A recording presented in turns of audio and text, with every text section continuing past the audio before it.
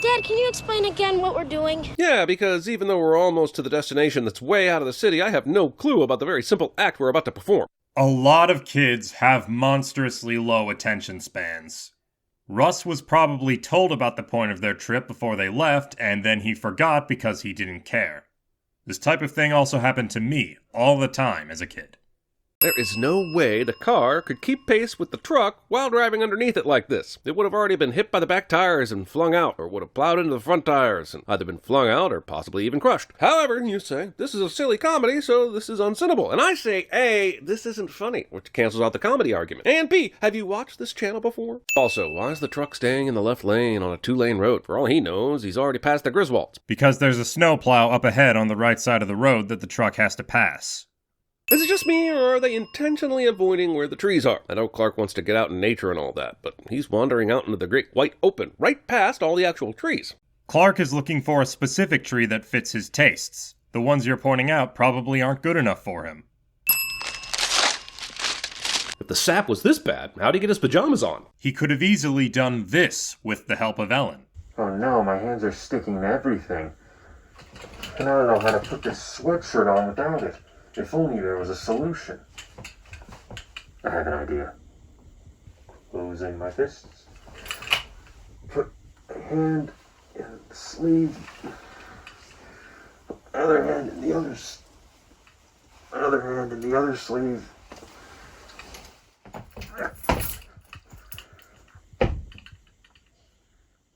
Alright, Helen, button me up. In addition to that, paper is easier to tear than most pajamas. All my life I've wanted to have a big family Christmas. So why'd he wait until this year? They've had the house for a while, and the kids are well into grade or high school, right? Sure, life gets away from you and all that, but Movie's saying a guy that's this delusional about family stuff hasn't tried this before? All of the relatives that visit the Griswolds for Christmas are probably from far away, making it more of a hassle to set up something like this. On top of that, Clark's relatives and Ellen's relatives don't get along well, motivating Ellen to convince Clark to not bring them together. Did I tell you I talked to my mother today? And? They've decided they're coming for Christmas, too. You know, it's not too late to change our plans. No, that's great. It's great. I think you're forgetting how difficult it's going to be having everybody in the house at the same time. Honey, they're family. They're not strangers off the street. All they do is argue. Christmas is about resolving differences and seeing through the petty problems of family life. Yeah. And it's about my mother accusing your mother of buying cheap hot dogs, and your mother accusing my mother of waxing her upper lip, and then they don't speak Your mother to each waxes other. her upper lip? She has for years. Doesn't show. I don't know, Sparky. I just have this feeling Ellen, that it's not gonna... I want to have Christmas here in our house. It means a lot to me. Merry Christmas. Merry Christmas. Merry Christmas. Merry Christmas. Kiss my ass. Kiss his ass. Kiss your ass. Happy Hanukkah. Hang on, is he a smart-ass, sarcastic dick, or is he a clueless, affable asshole? I know Chevy Chase really only has those two speeds as an actor, but dick or asshole movie? You can't have both. Wait. Clark is an arrogant family man who tries his best to set a good example for his kids, but has trouble controlling his temper. So it's in character for him to do this. Can I show you something? And welcome to the first of two scenes you forgot about when you fire up this family comedy with your parents. Also, what's Clark so flustered about here? He's in the goddamn lingerie section, so doesn't it stand to reason that a female would be manning the booth? Hell, he has seen an attractive retail employee before, right? Clark isn't surprised by Mary's presence at all. He's just acting nervous, and a little creepy to be honest, as someone like him would in this situation. What day is it again? The last time we saw the calendar, it was December 14th, and Clark went from his office to the department store, which makes it really weird that Rusty was there, but whatever. My point is, did they invite the parents to stay here for nearly 2 goddamn weeks? First of all, why is it weird for Rusty to be at the department store? Clark could have just picked him up from school and stopped at the store on the way home, or it could be a Saturday or Sunday and Clark wanted Rusty to join him. Second, my family used to live in Florida and Texas. During this time, whenever the Christmas season started, we would travel to Boston and stay with our extended family for most of the second half of December and leave in January. So what Clark and Ellen's relatives are doing here isn't as unrealistic as you're making it sound. At this point, I can't even see the nuts. Oh, here they are. Here come the nuts. These look like giant nuts to me. Wait, he could have easily dropped down to that first floor roof and walked over the ladder, right? His feet must have been touching. That's probably what Clark was trying to do before he lost his grip and fell. And why is the carpet all wet, Todd? I don't know, Margot. If these two elitist yupsters are supposedly so cool, why are they living in the suburbs and not the city? Maybe they prefer the calm, quiet suburbs over the loud, stress-inducing city. Also, seriously, how is blaming Clark not their immediate reaction? There's a hole in their window that faces the gutter that's clearly hanging off the roof, and Margot was just looking right out the window. Judging by the look Todd and Margot give each other, they probably at least suspect Clark. Also, that was a very jarring audio splice. Also, seriously, how is blaming Clark not their immediate reaction? Joy to the world! I can believe that Clark wanted to wait until the whole family was here to turn everything on, but this entire bullshit depends on him not checking any of the lights along the way, which is daffy, even for a doltish, doddering dad. It's made clear in this scene that Clark attempted to check every single light bulb before putting them up, and that the cause of the lights not turning on is likely a single dead bulb he missed. It's probably a bad bulb, son. You know, if one goes out, the whole thing doesn't work. Now, if I were you, I'd personally check each one. I did that, Dad. I can't. Well, look, if you need any help, give me a holler. I'll be upstairs asleep. Russ. Yeah. We checked every bulb, didn't we? Oh, yeah. Yeah, I'm sure of it. So Clark would only have to miss a minimum of one bulb for this to happen. On top of that, it's later revealed that the reason the lights aren't turning on is that the garage light switch is connected to the outlet with all the plugs in it. Therefore, Clark could, and probably did, check every single light bulb and the lights still wouldn't have turned on due to him not realizing this. So this scene does not rely on Clark not checking the lights. Well, Dad, it was a good try. Jesus Christ, I understand the in-laws going back inside, but someone would immediately be going into troubleshooting mode, right? These platitudes are taking much longer than it would to check the goddamn breaker. It's implied that Clark went into troubleshooting mode after this scene. Thought so. Well, maybe we ought to go up there and just get... Oh, whoa, jeez, look at the time. I gotta get to bed. Brush my teeth, feed the hog, still got some homework to do. Do the laundry, wash the car, still got those bills to pay. Clark, don't step too late.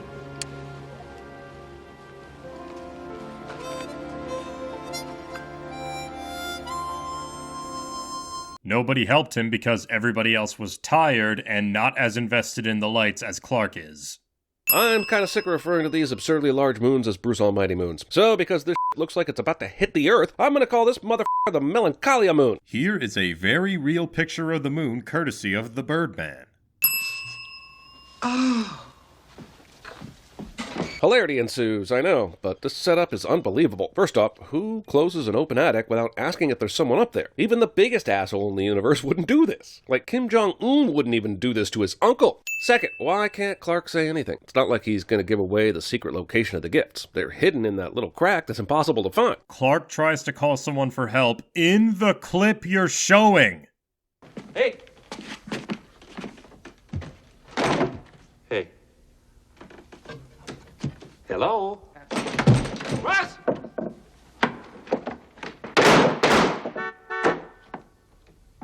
Help! Ellen! Hey!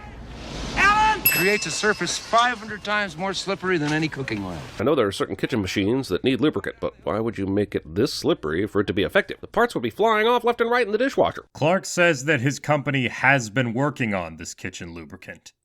This is a new non-caloric silicone-based kitchen lubricant. My company's been working on it. Creates a surface 500 times more slippery than any cooking oil. This means that it's not finished yet, and the final product won't be nearly as slippery as it is now. Bingo. off. There's no way you guys saw all that from right there. He went through a forest, man. Who says that they did see all of that? They could just be reacting to the fact that Clark went so far they can't even see him anymore. Listen here, it's leaking. Long before Prometheus and the Fantastic Four, Ellen Griswold was doing pioneering research into sticking her bare hand into foreign substances. Or she figured it wasn't a dangerous substance since she knows it was already hand-wrapped by Bethany. Mom, What?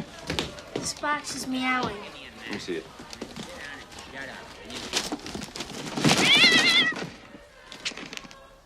She wrapped up her damn cat.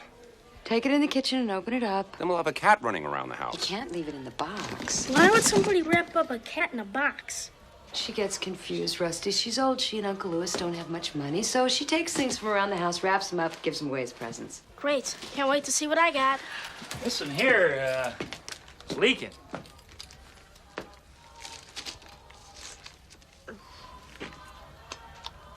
It's lime.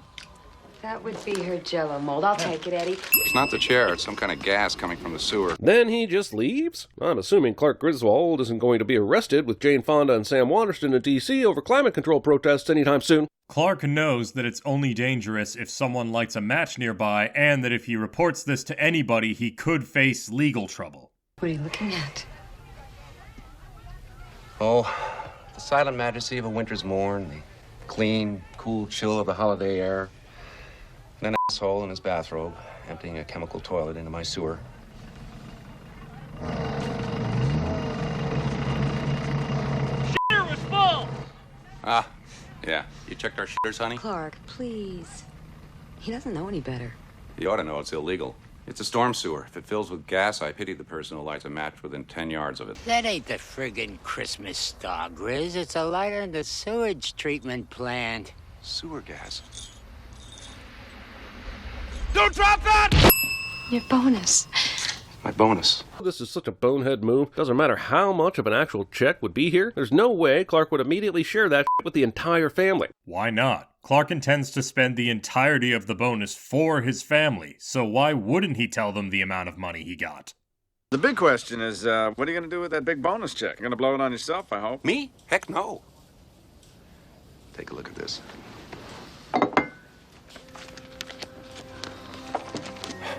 Just hope my Christmas bonus check will cover it. Oh my God, you're putting in a pool.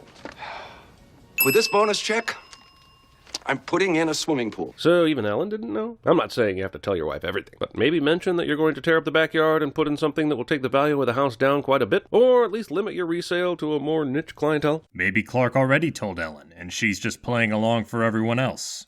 Like a monkey he is! Hallelujah! Holy Where's the Tylenol? Jesus Christ, this rant is epic. And since the movie finally gave me a big-ass laugh, I'm going to go ahead and knock us in off. Yep. Okay, this squirrel is almost as annoying to me as the endgame rat. I cut this tree down about an hour ago. Where's it been hiding? Why hasn't it made a goddamn sound this entire time? Why is it only here for stupid comedic purposes when it also could make a bit of sense? I agree with most of what you said there, except for this. Where's it been hiding? The squirrel was hiding in the tree. Go on. If you mean anything resembling a linear narrative in this movie, I'm going to have to agree with you. While there is a lot of chaos happening right now, it's still a linear narrative. The squirrel came from the new tree. Clark got the new tree from outside. Clark needed a new tree because Lewis accidentally burnt it down. The tree burst into flames so easily because Snots was drinking from the bowl. And so on and so forth.